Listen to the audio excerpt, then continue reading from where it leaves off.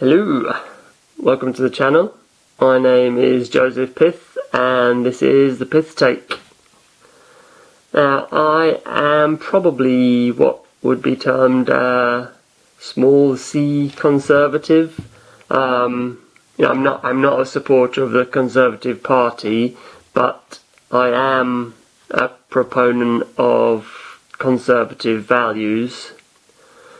As such, I'd say I'm on the right of politics. Now I sense there is some hesitancy to associate with the right wing of politics in the UK at the moment, with some people preferring something a bit more non-committal, like right of centre, because I guess once you've committed to being on the right, you open yourself up to being demonised as far right. Now, someone like Tommy Robinson would know all about that. He's a man who definitely divides opinion in a very polarising manner. In this video, I just wanted to try and give like an average Joe's thoughts on him, with the proviso that I haven't done any specific research for the video, not into him, his movement, if you want to call it that, his supporters, his detractors. The information that I'm going to present is just what I've picked up from media sources on both sides of the aisle over the years. Now, certain quarters might ask, well, what's the point in that then? To which I'd say, I think as an insight into an opinion, sure, a right-wing opinion, but I think it could be a useful exercise. Most people of whatever political persuasion are not going to spend hours studying Tommy Robinson to develop an opinion of him. Their understanding of him and who he is, like mine, is going to be one that's primarily formed via whatever media they consume. Now, supporters of Tommy Robinson tend to align with his position on a few key issues, those, from what I understand, being immigration, Islam, and national identity. Likewise, I think his opponents disagree with him on the same key points. The arguments on each side of that seem to be either he's a fascist or he's a patriot, he's anti-Muslim or he's anti-Islam, he's anti-immigration or he's anti-mass immigration. If you're still with me so far, thanks. I know it's a bit of a challenge with this voice, but so you may detect that I lean a little towards agreement with some of his positions. Now, that doesn't mean I agree with all of his opinions or condone any illegality he may or may not have been involved with, but you've got to think a rational person should be able to concede that it is possible to somewhat align with someone on specific issues while not wholesale endorsing everything they've ever done or may do in the future. Of course, there's always going to be exceptions to that. In the most egregious of cases, when a person's behaviour is or has been so contemptible that it taints them entirely. Of the most obvious example there would be that the Austrian mustachioed painter of 1940s infamy. I think henceforth, should I need to reference him, I'll just reference him as the dictator. But is Tommy Robinson so nefarious that he should be lined up alongside history's sort of genocidal narcissists? Worryingly, some people would say yes. Many of his most committed haters seem to literally conflate him with the dictator and sincerely believe it. Almost all mainstream media outlets seem to level similar sort of allegations against him. You know, he's far right, he's a mortgage fraudster, he's a football hooligan, he's prejudiced trials, he's assaulted police officers, and at least the one certain fact that always gets rolled out is that his real name is Stephen Yaxley Lennon. It's not much of a gotcha, but there you go. But none of those accusations, regardless of their validity, surely none of them are so heinous that you should entirely write the man off from ever again being on the right side of an argument. And if you sincerely believe they are, then perhaps you're part of the problem. Because the only reason I can see to drag those kind of things into the discourse is to discourage and denigrate any sort of association with him, presumably to deflect from the more inconvenient opinions that he holds and causes that he champions. So here's why I think much of what he says resonates with so many people, and why so many others' blood practically boils at the mere mention of his name. On the pro Tommy Robinson side, why has he amassed like millions of loyal supporters? Firstly, I think your average working class man or woman finds him relatable and authentic. As such, they're willing to take the time to actually listen to him, and they aren't surprised to find that they agree with him on a lot of things. But then they're also not offended if they disagree with him on things. Secondly, and more importantly, I think he's giving a voice to people on issues that they absolutely know are driving a wedge into what was once a high trust society. Issues that people just feel that they can no longer discuss openly without risk of being labelled racist or fascist. And on the flip side of that, his detractors believe that he is a racist bigot, basically.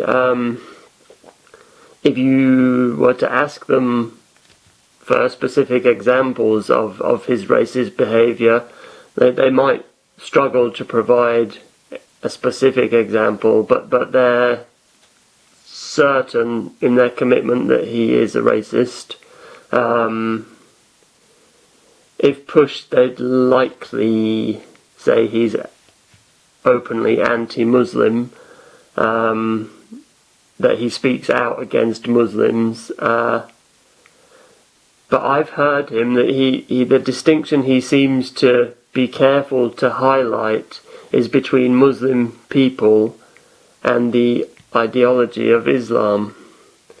And that's one that his detractors seem to consider a bit of a mischaracterization.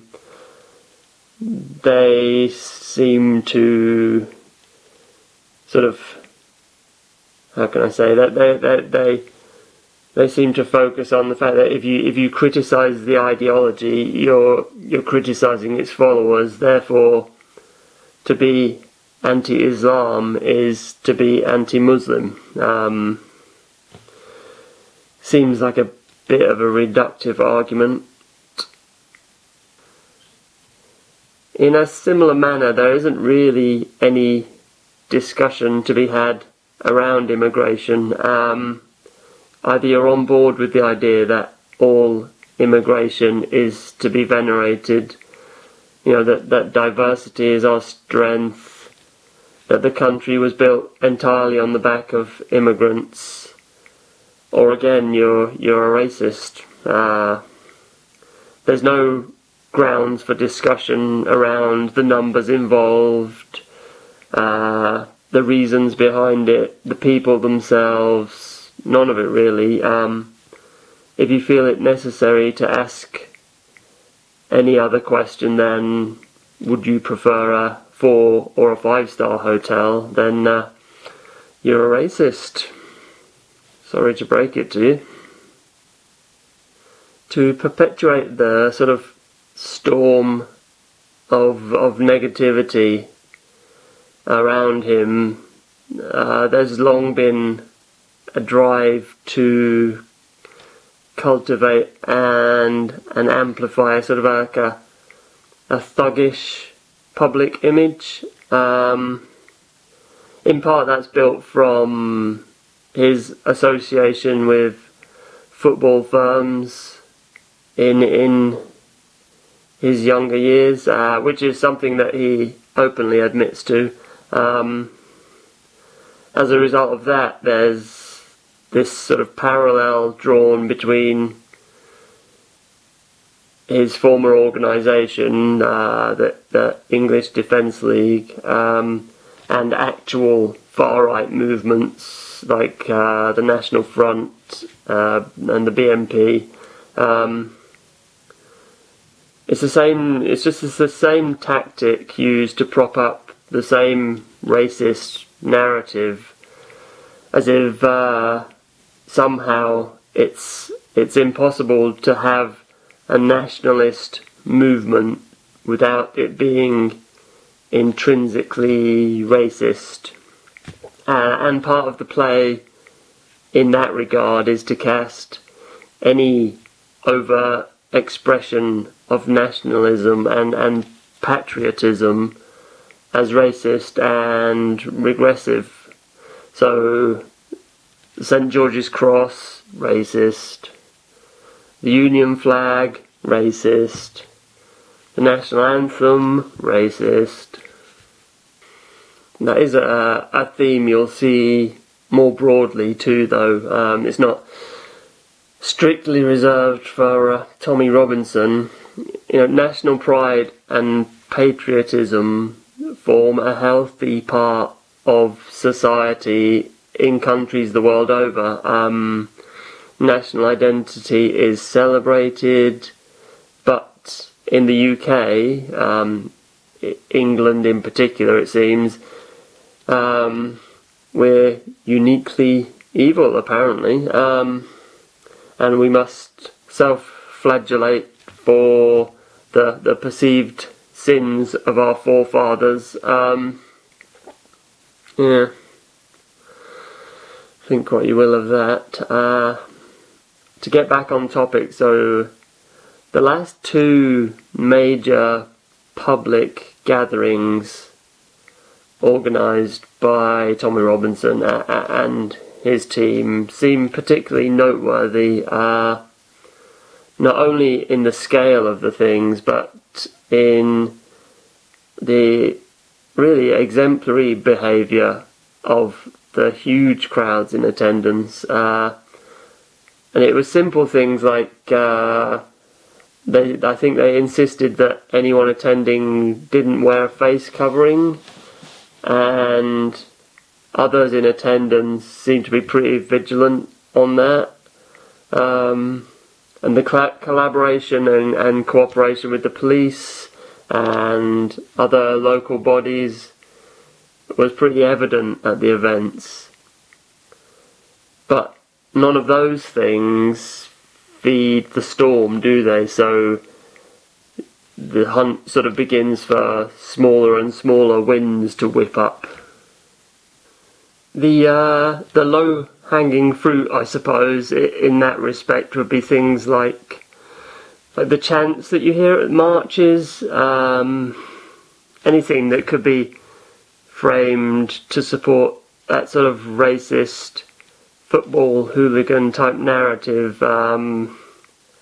There's the obvious one, the "Oh Tommy Tommy" chant, which I have wondered what he may think of that himself. But I mean, you'd be pretty hard pushed to come up with a reason why it's objectionable, but you can be sure it will be spun as being sort of proof positive of that sort of laddish football culture abounding. Then there's the other one. I suppose the other thing that would be jumped on is the sort of we want our country back. That's going to be immediately sort of racist and xenophobic.